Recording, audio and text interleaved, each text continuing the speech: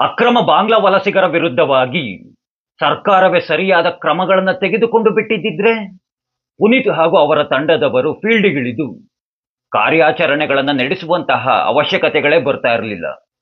ಅಕ್ರಮವಾಗಿ ಗೋವುಗಳನ್ನು ಸಾಗಿಸುವ ಗೋವುಗಳ ಕಳ್ಳರ ವಿರುದ್ಧವಾಗಿ ಪೊಲೀಸ್ ಇಲಾಖೆ ಸರಿಯಾದ ಕಾನೂನು ಕ್ರಮಗಳನ್ನು ತೆಗೆದುಕೊಂಡು ಬಿಟ್ಟಿದ್ದಿದ್ರೆ ಪುನೀತ್ ಹಾಗೂ ಅವರ ತಂಡದವರು ಫೀಲ್ಡ್ಗಿಳಿದು ಕಾರ್ಯಾಚರಣೆಗಳನ್ನು ನಡೆಸುವಂತಹ ಅವಶ್ಯಕತೆಗಳೇ ಬರ್ತಾ ಇರಲಿಲ್ಲ.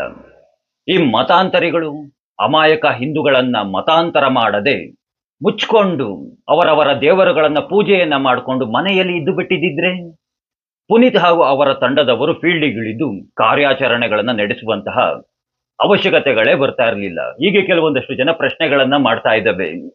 ಪುನೀತ್ ಕೆರೆಹಳ್ಳಿಗೆ ಯಾರು ರೈಟ್ಸ್ ಕೊಟ್ಟಿದ್ದು ಅಕ್ರಮ ಬಾಂಗ್ಲಾ ವಲಸಿಗರ ವಿರುದ್ಧವಾಗಿ, ರೋಹಿಂಗ್ಯಗಳ ವಿರುದ್ಧವಾಗಿ ಕಾರ್ಯಾಚರಣೆಗಳನ್ನ ನಡೆಸೋದಕ್ಕೆ ಅಂತೆಲ್ಲ?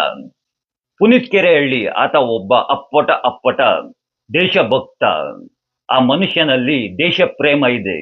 ಇದು ನನ್ನ ದೇಶ ಎಂಬುವಂತಹ ಭಾವನೆ ಪ್ರತಿಯೊಬ್ಬ ಪ್ರಜೆಯಲ್ಲೂ ಬರಬೇಕು. ಈ ನಮ್ಮ ದೇಶದ ರಕ್ಷಣೆಯನ್ನ ಮಾಡಿಕೊಳ್ಳುವಂತಹದ್ದು ಈ ನಮ್ಮ ದೇಶದಲ್ಲಿ ನೆಲೆಸಿರುವಂತಹ ಪ್ರತಿಯೊಬ್ಬ ಪ್ರಜೆಯ ಕರ್ತವ್ಯ. ಇವುಗಳೆಲ್ಲ ದೇಶ ಪ್ರೇಮಿಗಳಿಗೆ ಗೊತ್ತಿರುತ್ತೆ. ಈ ರೀತಿಯಾಗೆಲ್ಲ ಪ್ರಶ್ನೆಗಳನ್ನ ಮಾಡ್ತಾ ಇದ್ದಾರಲ್ಲ, ಅಂತಹ ದೇಶದ್ರೋಹಿಗಳಿಗೆ ಇವುಗಳೆಲ್ಲ ಎಲ್ಲಿ ಗೊತ್ತಿರುತ್ತೆ?